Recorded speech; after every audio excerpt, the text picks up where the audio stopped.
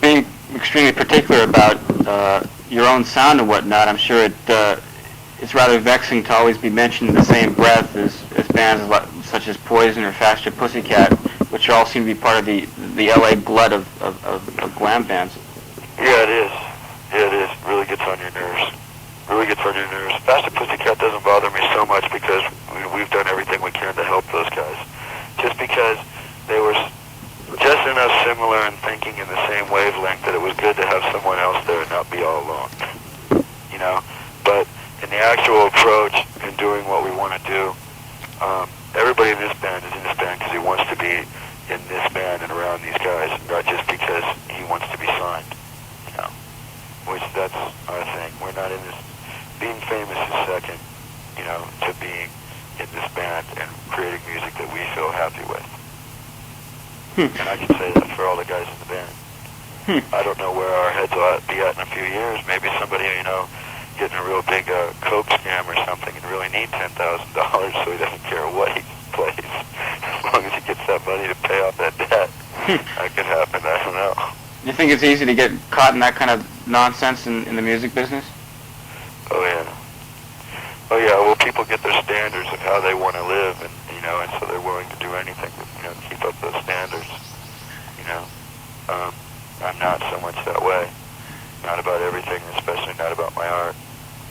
How many years had you been knocking around LA before, you know, you really felt that you had the lineup you needed?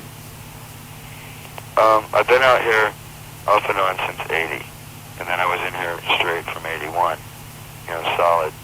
And then, you know, so it took up until the last 2.5 years to finally get the solid lineup, but we kept bumping into each other and everything. Hold on one second.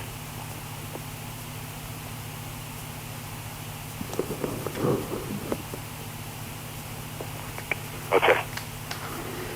And you just sort of knew when the right guys got together that it was going to work out, or did you have to polish it up after you? Well, we finally knew that we were the right guys.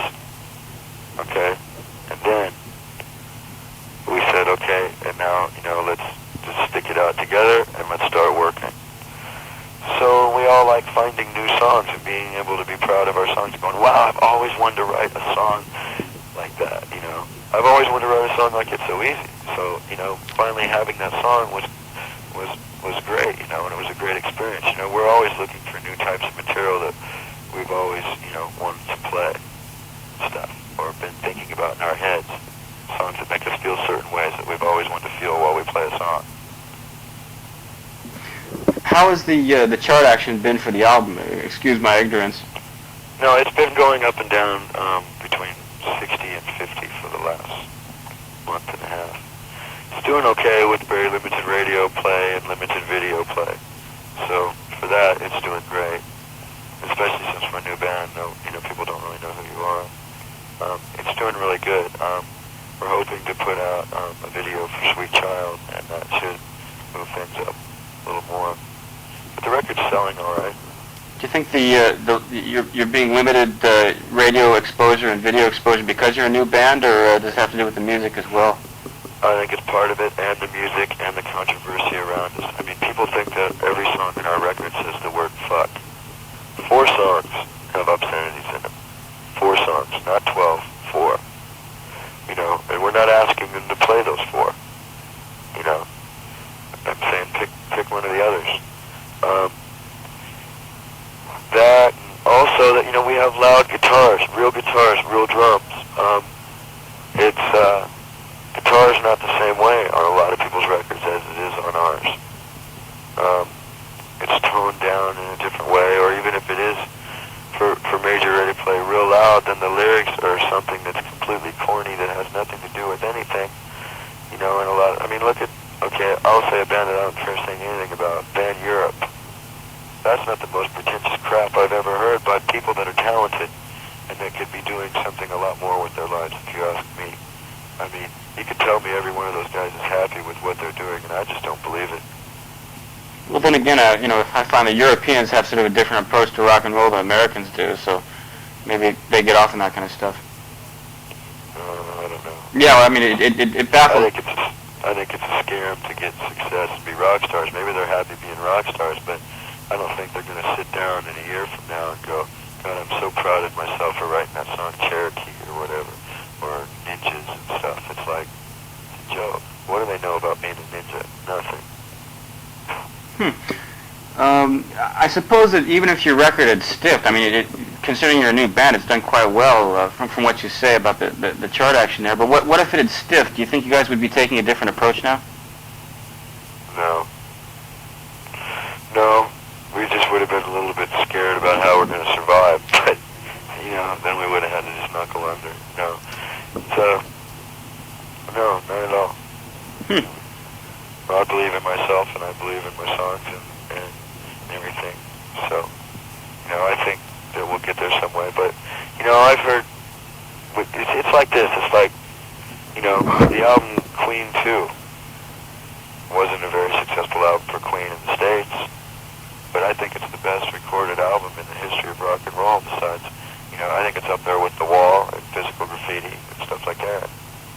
You know, so it comes down to an art thing. And I'm very, very serious about doing something I believe in, at least at the moment. And if I've changed my opinion about something I said in a song, well, you know, as time goes by, that's okay, because that song is a reflection of where I was then. Like, it's so easy. I keep going back to that song, but it says I drink and drive, everything's in sight. Well, there was a time when we were a little bit careless and thought we were real cool, and we got away with it. It's not something we do now, or at least try not to. It's not something I would do. Gotta watch Slash, though. Gotta watch what? I have to watch Slash, though. Oh, what do you mean? Well, sometimes after a few too many, he'll try that drink drive thing, and you gotta grab him. Oh, yeah. Last time we rented vans for this band, he trashed both of them. We had to sneak them back in the middle of the night to the band rental place and leave a note. Sorry. If you look on our thank yous, it says backstage van rental. Sorry. I guess that's something you learn along the way. Yeah. Is this basically a lifetime commitment, you think? As far as I see it, I mean, if I get real, like say we get into some type of material that is just, they won't play it anywhere and no one else will buy it, but it's where I'm at, well then, you know, the only thing that bothers me is I won't have the budget to record it as well, but I at least have my past records to be happy with, and I can go somewhere and, you know, be with that, you know. I can go sell pot, you know, smuggle pot from Mexico, have a gun and a Harley and live in the desert in Arizona.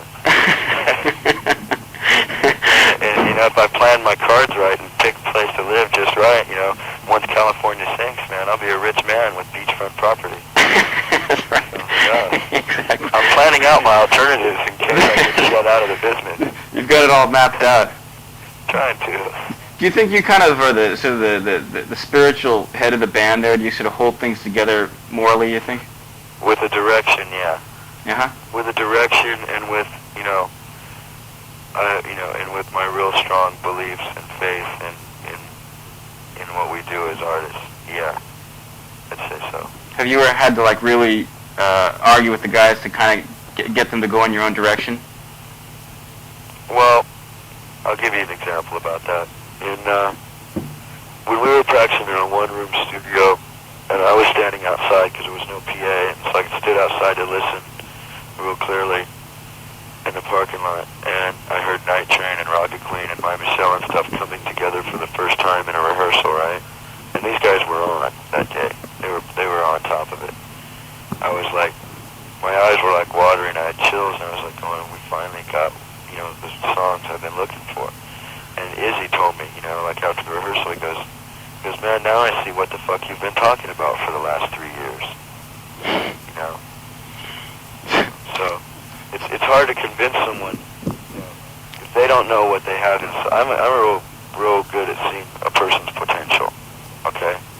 Sometimes so much so that it causes me problems, because I see the potential in this person, and I put so much belief in them, you know, but they don't have the guts to dig for what I can see inside of them, you know? And so sometimes that's been problems. But other times, you know, like Izzy, I was always pushing him with songs, you know, because I knew it was there.